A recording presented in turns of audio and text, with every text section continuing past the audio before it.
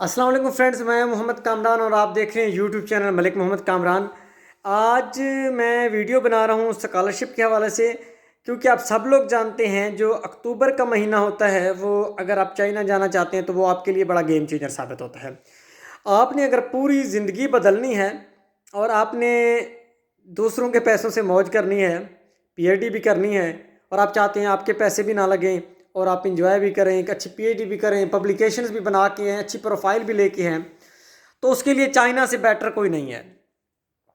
USA में जाएंगे भाई 5 साल लगेंगे, एक या दो पब्लिकेशन। यूरोप में जाएं 4 साल लगेंगे, एक या दो पब्लिकेशन।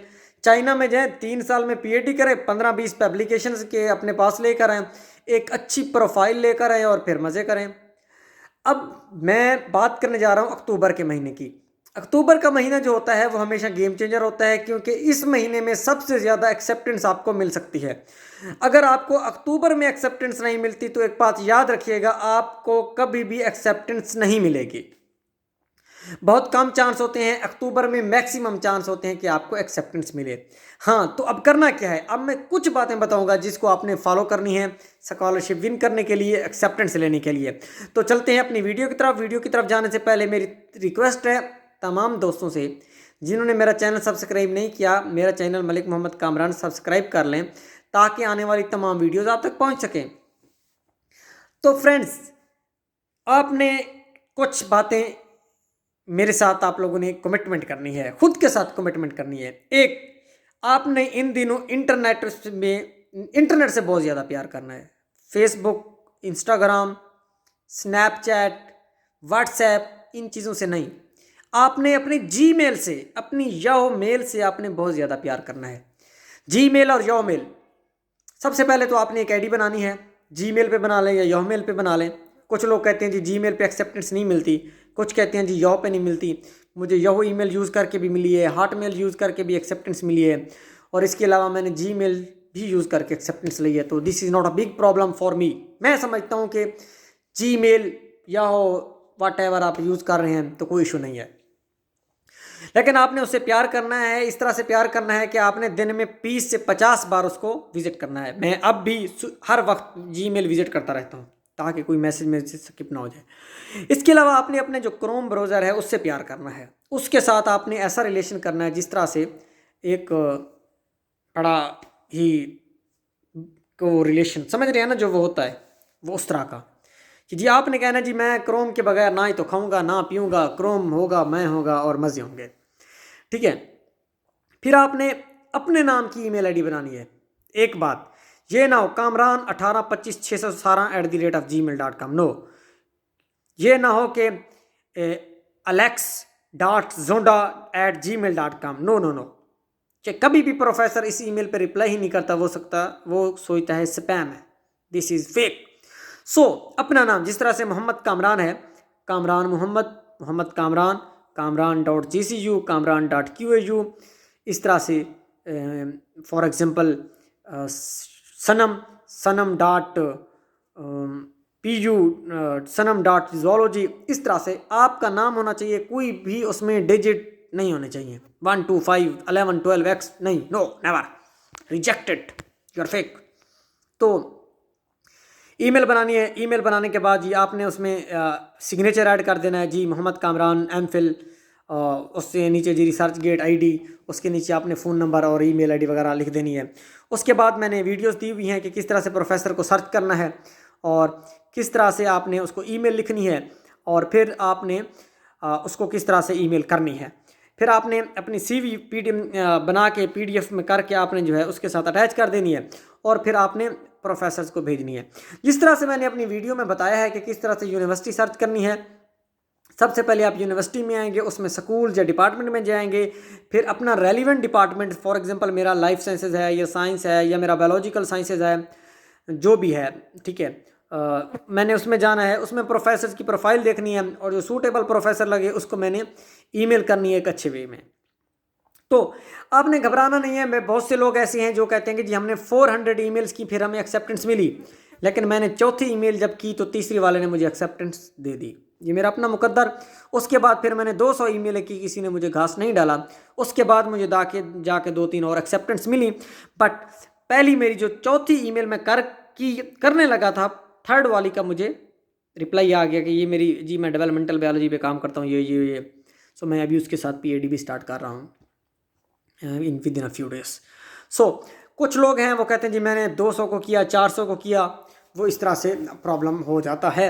बहुत ज़्यादा आप जो सर्च कर रहे होते हैं उनके पास सीट्स नहीं होती या कोई भी इशू होता है, बहरहाल बिस्मिल्लाह करके करें तो हो जाता है। और इसके अलावा आपने सबसे अच्छी बात देखनी है कि आपने अपनी रेलिवेंट फील्ड देखनी है। फॉर एग्जांपल मैं अगर जूलॉजी का हूँ तो अगर मैं इन्वायरमेंटल साइंस में या इन्वायरमेंटल की किसी ब्रांच में मैं एडमिशन ले रहा हूँ, इकोलॉजी में ले रहा हूँ, तो it will create a problem for me in future setup. So try to remain your domain, जो आपकी डोमेन है। अगर मेरी पेस्ट मैनेजमेंट है तो मेरी कोशिश होगी मैं पेस्ट मैनेजमेंट में रहूँ या एंटोमोलॉजी में रहूँ।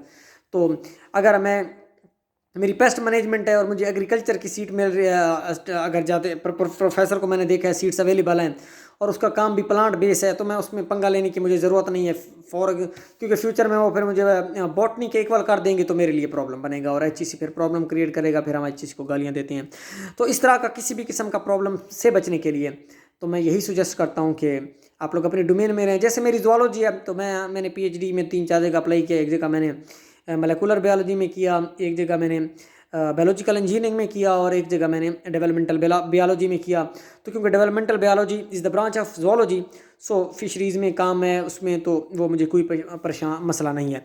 हाँ, अगर मैं फॉर एग्जांपल मैं किसी इन्वायरमेंट में, क्योंकि एक प्रोफेसर थे, उसका जो काम था वो कार्बन डाइऑक्साइड पे था, इन्वायरमेंटल कार्बन डाइऑक्साइड पे। वो पैकेज भी अच्छा था, बट मेरा दिल नहीं किया। मैंने कहा कि अभी तो पैसे कमा लूँगा, लेकिन बाद में मेरा क्या होगा जब मैं वापस आऊँगा, तो मेरी डोमेन ही नहीं है। तो इस तरह से आप लोगों ने जीमेल से, क्रोम से बहुत प्यार करना है। आपके पास जीमेल की भी आईडी होनी चाहिए, आपके पास याहू की भी आईडी होनी चाहिए। और आपने डेली नेक्स्ट मंथ की 15 तारीख के बाद से 15 अक्टूबर के बाद से आपने डेली कम अज़ कम 2 घंटे देने हैं। कम अज़ कम एक यूनिवर्सिटी के 15 प्रोफेसर को आपने डेली ईमेल करना है और हर प्रोफेसर का नाम लिखना है, उसका यूआरएल मेंशन करना है कि जी हमने यहाँ से आपकी प्रोफाइल देखी है, ताकि प्रोफेसर कहे यार इस बंदे ने मेरे पे वर्क किया है। और आपने जो है वो करना है। उसके बाद जब प्रोफेसर आपको एक्सेप्टेंस दे देता है, कुछ प्रोफेसर्स होते हैं वो इंटरव्यूज़ करते हैं, कुछ नहीं करते। कुछ यूनिवर्सिटीज़ इंटरव्यूज़ करती हैं, कुछ नहीं करती। अब इसमें क्या है कि देखिए, अगर तो आपका कोई दोस्त बाहर पढ़ता है तो आपने उससे रिक्वेस्ट करके एक्सेप्टेंस तो ले लिया कि यार मेरा एक्सेप्टेंस ले दो, और मैंने प्रोफेसर से कहा यार ये जो है ना, ये मेरे बड़े अच्छे दोस्त हैं, इनको एक्सेप्टेंस दे दें।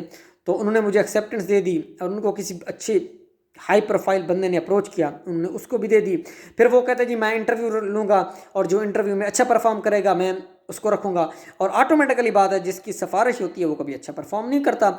अगर उसकी सिफारिश होती है तो इट मीन्स वो इस कैलिबर का था ही नहीं कि उसको प्रोफेसर को इम्प्रेस कर सकता। सो मेरा ये बड़े ही मेरे करीबी दोस्त हैं जिनको उनके दोस्तों ने एक्सेप्टेंस लेके दी, जो चाइना में अच्छी अच्छी यूनिवर्सिटीज़ में पढ़ रहे हैं, लेकिन वो बेचारे फ़ीस भी पे करते हैं। जब फाइनल इंटरव्यू में जाता है उनको सिलेक्शन ही नहीं होती, वो कहते हैं जी हमें आपसे अच्छा कैंडिडेट मिल गया। तो मैं ये कहता हूँ कि पर्सनली तौर पे प्लीज़ इस शॉर्टकट से अवॉइड करें। अगर आप इस शॉर्टकट से अवॉइड करेंगे तो आप सक्सेसफुल होंगे। अगर आज मुझे जिस भी प्रोफेसर ने एक्सेप्टेंस दिया है, मुझे उन्होंने इंटरव्यू नहीं लिया, नो। एक प्रोफेसर ने मेरे से सिर्फ इतना पूछा था कि आपकी राइटिंग स्किल्स कितनी है, तो मैंने उसको अपना लिखा हुआ एक भेजा, तो उसने मुझे एक्सेप्टेंस दे दिया। यूनिवर्सिटी ने मेरे इंटरव्यूज़ किए हैं, क्योंकि यूनिवर्सिटी के पास जब कैंडिडेट ज़्यादा होते हैं तो वो इंटरव्यू करते हैं, लेकिन मुझे प्रोफेसर ने इंटरव्यू नहीं किया, क्योंकि मैंने उसको अपने ही बिहाफ पे उसको ईमेल की, स्ट्रगल की और उसको इम्प्रेस किया। जब आप खुद उसको इम्प्रेस करेंगे, यकीन माने आपको मसला नहीं होगा चाइना जाने के लिए। लेकिन अगर आपने किसी थर्ड पर्सन को यूज़ किया, अपने किसी दोस्त को, जो भी उसने आपके लिए एक्सेप्टेंस लेके दी, तो वो इंटरव्यू करेगा और आपको किक आउट कर देगा। इसके अलावा जो है आप लोगों के पास एक रिसर्च प्रपोजल भी रेडी होना चाहिए। आपकी जो ट्रांसक्रिप्ट्स हैं यूनिवर्सिटी की, एमएससी की हूँ, एमफिल की हूँ, जो भी हैं, बीएस की हैं, तो वो नोटराइज होनी चाहिए। आप अदालत में जाएंगे, किसी एजेंट के पास चले जाएं या किसी वकील के पास चले जाएं, उसको कहिए जी मैंने नोटराइजेशन करवानी है, तो वो आपसे 100-200 लेगा। वो सारे आपको स्टैंप लगा के सिग्नेचर कर देगा और फिर उसकी कॉपी आपने अपलोड करनी होती है। ओरिजिनल नहीं करवानी, कॉपी करवानी है।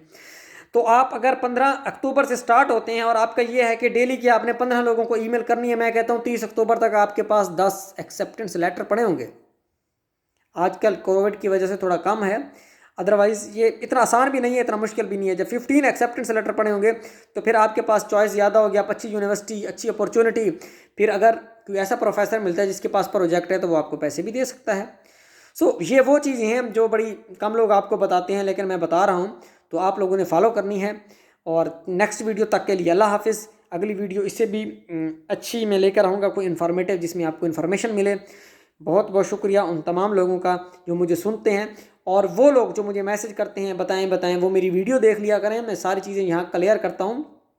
मेरी कुछ पर्सनल लाइफ है, मैं मैरिड भी हूँ, मेरी कोई शादीशुदा लाइफ भी है, मैंने पढ़ना भी होता है, मैंने ख़ुद को टाइम देना होता है, मैंने क्रिकेट भी खेलनी होती है। तो इन सारी चीज़ों, समटाइम्स हर बंदे को एक बात बार बार बताना या गाइड करना नहीं होता। तो अगर आप वीडियोस देख लें, आपकी बहुत सी चीज़ें क्लियर हो जाती हैं। आपको कोई क्वेश्चन हो आप पूछ लें, मैं आपका क्वेश्चन की अगली वीडियो में एड्रेस कर दूँगा। ओके फ्रेंड्स, अल्लाह ने के बाद दुआओं में याद रखिएगा। अल्लाह हाफिज़।